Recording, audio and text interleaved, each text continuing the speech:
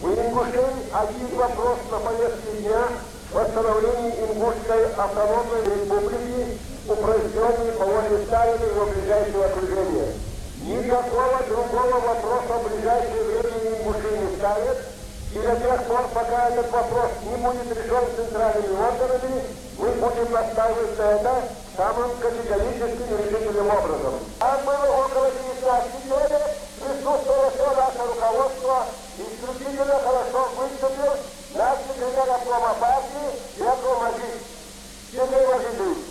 Он сказал, что Осетия на протяжении 70 лет лично ограбила ингушетию, а именно в 1434 году, в 1944 году и в 1957 году. Осетия продолжает безнаказанно и бессовестно грабить ингушский народ. Именно не осетинский народ, а осетинское руководство, почему поддерживаемое руководством Российской Федерации. Я сегодня прямо и открыто заявил товарищу Захарову, хватит, дорогие русские, поддерживать веками экстремист Северной Осетии. Хватит с конца концов. Почему Северная Осетия позволяет себе сегодня выиграть, память, портрет душителя народа всех времен и народов, Сталина на священной Ингушской горе, место Нарисовая гора. Почему сегодня в каждом втором доме Осетии находится портрет Сталина? Это конечно потому, что Осетии не рассказывают о том, что случилось в 1944 году. Осетинские руководители считают, что ингушей наказали мало. Они готовы были бы с радостью наблюдать за тем, как сегодня еще раз были бы вызваны ингуши, Средней Азии, Казахстан и так далее. Будем крепить дружбу между собой, между своими братьями чеченцами и другими народами Северного Кавказа и Закавказья, уверяю вас, сегодня весь Кавказ поддерживает справедливую национально-освободительную борьбу ингушского народа.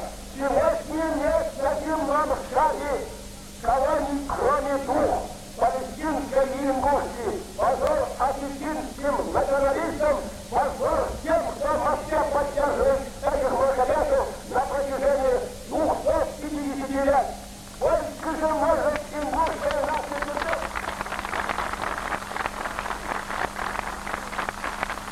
Мы не требуем изменения осетинской границы. Мы требуем возврата ингушской территории, незаконно отобранной в 1944 году, в 1934 году, в 1931 году. Мы говорим, ингушский народ не поймет, почему до сих пор Москва не решает ингушскую проблему. Зачем нам навязываете вы круглый стол, который мы не хотим вообще? Вы почему нас не сажали сюда в 1944 году? Почему не сажали в 1957 году? Почему не был круглый стол в 1934 году?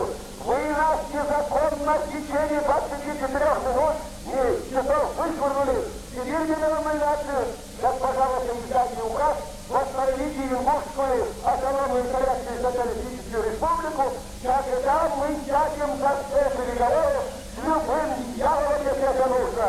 Однако правительство Российской Федерации не должно без конца возбуждать переговоров.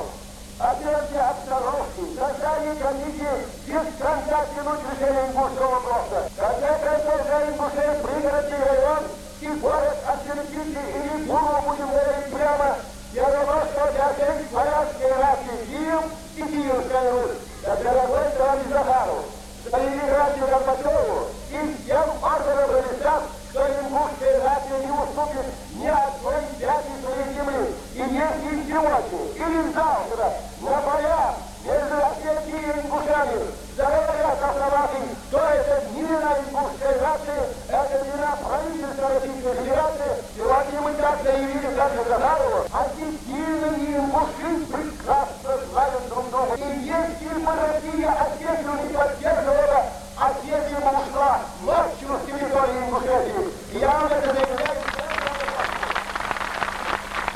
Да, товарищ Захаров, во всех исторических временах, когда вам нужны были сыны Отечества Ингушского, Чеченского, несмотря на все ваши несправедливости в отношении нас, мы воевали за доме русского оружия. Как же вам не стыдно? будет на сегодня доставлять, как вас тут стоят.